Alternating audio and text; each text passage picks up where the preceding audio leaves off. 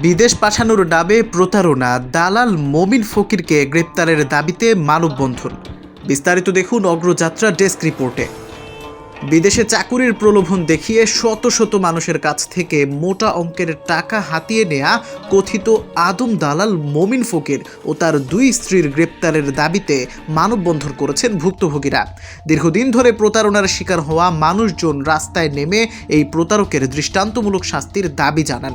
ভুক্তভোগীদের অভিযোগ, মমিন ফকির 2 থেকে 3 বছর আগে সৌদি আরবে পাঠানোর কথা বলে অনেকের কাছ থেকে লক্ষ লক্ষ টাকা নিয়েছে, কিন্তু টাকা নেয়ার পর তিনি কাউকে বিদেশে পাঠাননি, টাকাও ফেরত দেননি। এতে করে অনেকেই ঋণগ্রস্ত হয়ে দিশেহারা হয়ে পড়েছেন। পরিবারের সদস্যদের নিয়ে দুর্বিষহ জীবনযাপন করছেন তারা। প্রতারণার শিকার ব্যক্তিরা জানান, বিগত সরকার আমলে টাকা চাইতে গেলে মমিন ফকির স্থানীয় আওয়ামী লীগ নেতাদের প্রভাব খাটিয়ে তাদের ভয়ভীতি দেখাতো, এমনকি প্রাণনাশের হুমকিও দিত সে। তার 2 স্ত্রীও এই প্রতারণার সঙ্গে জড়িত বলে দাবি করেছেন ভুক্তভোগীরা আরও জানান, প্রতারণার বিচার চাইতে তারা গাজীপুরের কালীগঞ্জ থানায় অভিযোগ করতে গেলেও শুরুতে থানার পক্ষ থেকে বিষয়টি এড়িয়ে যাওয়া হয়। তবে 5ই আগস্টের পর পুলিশের সহযোগিতা মিললেও এখনও মমিন ফকিরকে গ্রেপ্তার করা সম্ভব হয়নি। তার বিরুদ্ধে একাধিক জিডি ও অভিযোগ থাকা সত্ত্বেও তিনি আইনের ফাঁক গলে বেঁচে যাচ্ছেন।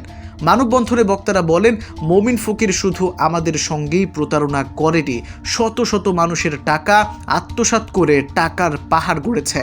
সে এখনও নতুন নতুন লোকজনকে বিদেশে পাঠানোর নামে প্রতারণা করে যাচ্ছে। তাকে দ্রুত গ্রেপ্তার করে আমাদের টাকা ফেরত দিতে হবে, অন্যথায় আমরা আরও বড় আন্দোলনে যেতে বাধ্য হব।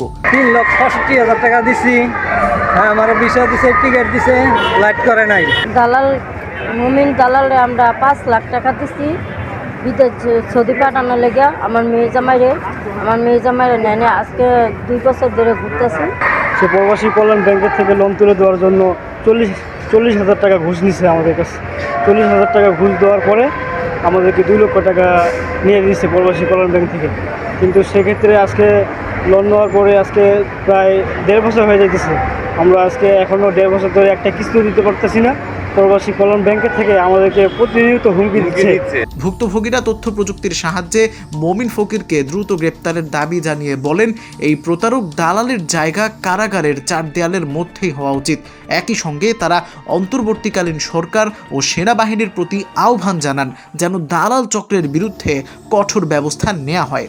এই বিষয়ে স্থানীয় প্রশাসনের সঙ্গে যোগাযোগ করা হলে তারা জানিয়েছেন, মমিন ফকিরের বিরুদ্ধে অভিযোগ তদন্ত করে আইনানুগ ব্যবস্থা নেওয়া হবে।